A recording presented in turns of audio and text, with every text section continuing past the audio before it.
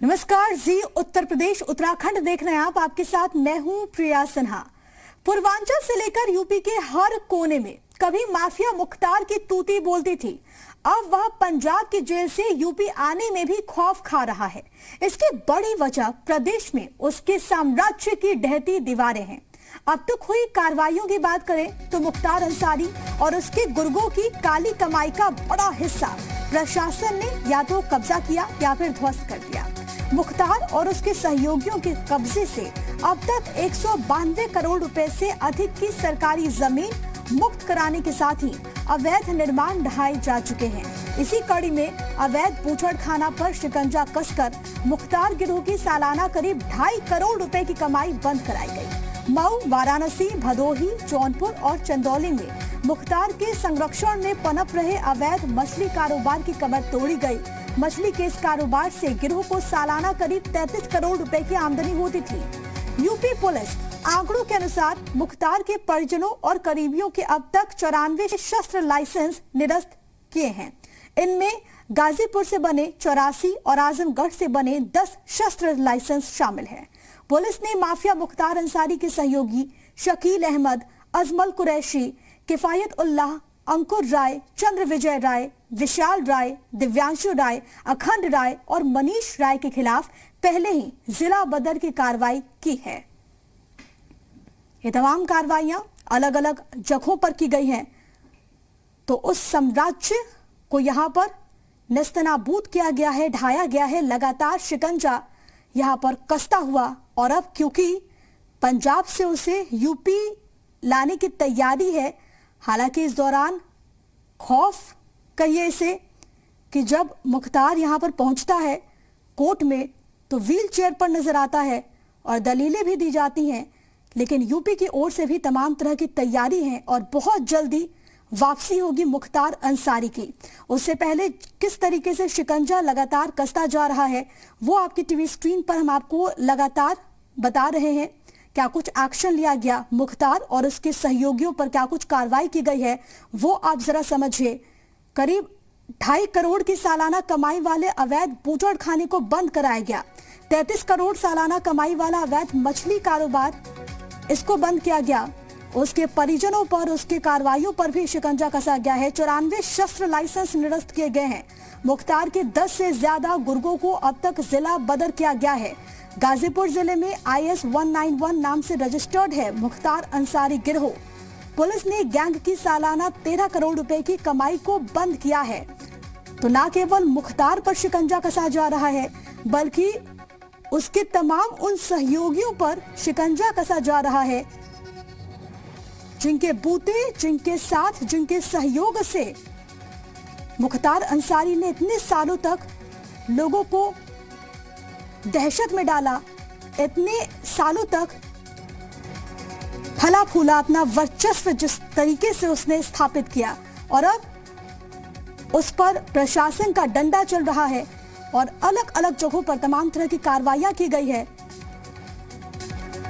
तो लगातार यहां पर शिकंजा कसता हुआ इस वक्त मेरे साथ मेरे 2 सहयोगी मौजूद हैं। लखनऊ से मेरे साथ मेरे सहयोगी विशाल रघुवंशी मौजूद है। इसके अलावा वाराणसी से मेरे साथ मेरे सहयोगी नवीन मेरे साथ बने हुए हैं। नवीन, मैं आपके पास आऊं लेकिन उससे पहले मैं आपके पास आना चाहूंगी विशाल, क्योंकि जिस तरीके से मुख्तार अंसारी और इस पूरे वाक्य में तमाम तरह की कड़ियां जोड़ती गई और अब उसे पंजाब से वापस लाने की तैयारी है, लेकिन ना केवल मुख्तार अंसारी पर शिकंजा कसा जा रहा है जबकि वहां पर पुलिस प्रशासन की ओर से भी उन तमाम लोगों पर, उन तमाम करीबियों पर भी शिकंजा कसा जा रहा है जिसकी वजह से मुख्तार अंसारी ने इतने दिनों तक लोगों को खौफ में डाला।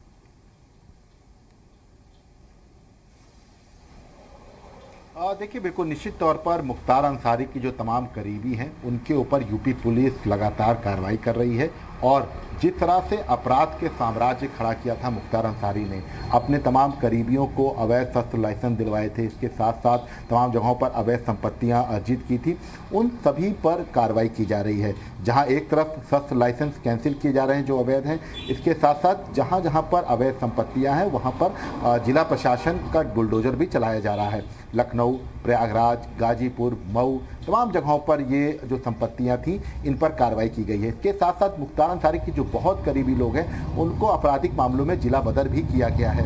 इसके इसके साथ ही कई ऐसे मामले हुए हैं जिसमें यूपी एसटीएफ ने मुख्तार अंसारी गैंग के कई दुर्दांत अपराधियों को मार भी गिराया है, या तो बहुत अभी इस वक्त जेल में है या इनकाउंटर में वो मारे भी गए हैं।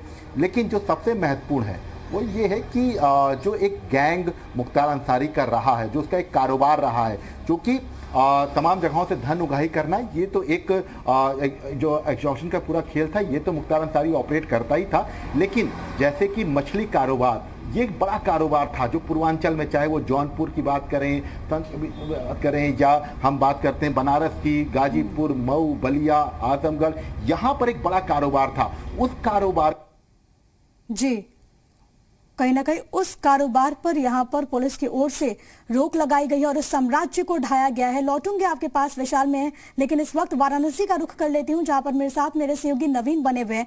नवीन, एक लंबा वक्त वाराणसी के लोगों ने, पूर्वांचल के लोगों ने देखा जब वो लोग दहशत ज़दा थे, जिस तरीके से खौफ यहाँ पर कायम किया गया था मुख्तार की ओर से। लेकिन अब ये दिन बदल रहे हैं और अब पुलिस की ओर से लगातार उस साम्राज्य को ढाया जा रहा है जो कि इतने बरसों से मुख्तार अंसारी ने बनाए थे।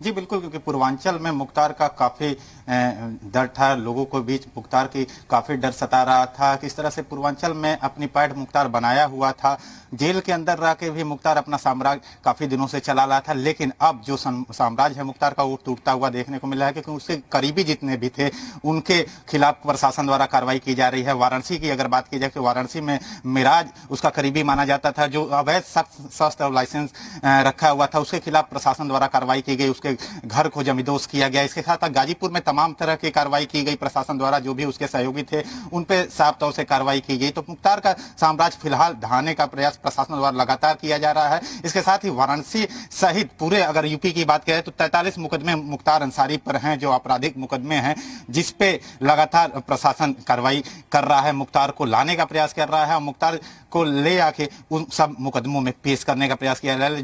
जो पूर्वांचल में डर था मुख्तार का, वो कहीं ना कहीं लोगों में खौफ ज्यादा डर व्याप्त था। लेकिन अब जो सरकार की कार्रवाई है पूर्वांचल वासियों के लिए काफी राहत देने की बात है, क्योंकि जिस तरह का डर मुख्तार का पूर्वांचल में बना हुआ, चाहे व्यवसायी हैं या फिर आम इंसान है, मुख्तार के नाम से ही डरते थे, लेकिन वो डर अब धीरे धीरे समाप्त होता हुआ दिख रहा है। पूरे यूपी में मुख्तार का जो खौफ था वो धीरे धीरे अब समाप्त होता हुआ दिख रहा है। लिहाजा प्रशासन की लोग तारीफ करते हुए देखने को मिल रहे हैं, सरकार की तारीफ करते हुए देख रहे हैं। इसके साथ साथ माफियाओं का डर भी, जो एक तरह से मुख्तार पर जिस तरह की कार्रवाई हो रही है, उससे कहीं ना कहीं जो माफिया तंत्र मुख्तार सहित तमाम गैंग जो चलते थे पूर्वांचल में, वो कहीं ना कहीं सरकार से अब डर खाते हुए, खौफ खाते हुए देखने को मिल रहे हैं, क्योंकि सरकार लगातार ये कवायद कर रही है कि मुख्तार को पूरी तरह से यूपी लाया जाए और यूपी लाके मुख्तार का साम्राज्य जो बनाया गया साम्राज्य है उसको ध्वस्त किया जाए। तो फिलहाल लोगों में राहत की सांस जरूर ली है, लेकिन ये देखने वाली बात होगी कि मुख्तार कब यूपी लाया जाता है और उसके साम्राज्य को किस तरह से और आघात पहुंचाने का प्रयास सरकार और प्रशासन द्वारा किया जाता है। अगर वाराणसी की बात की जाए तो वाराणसी में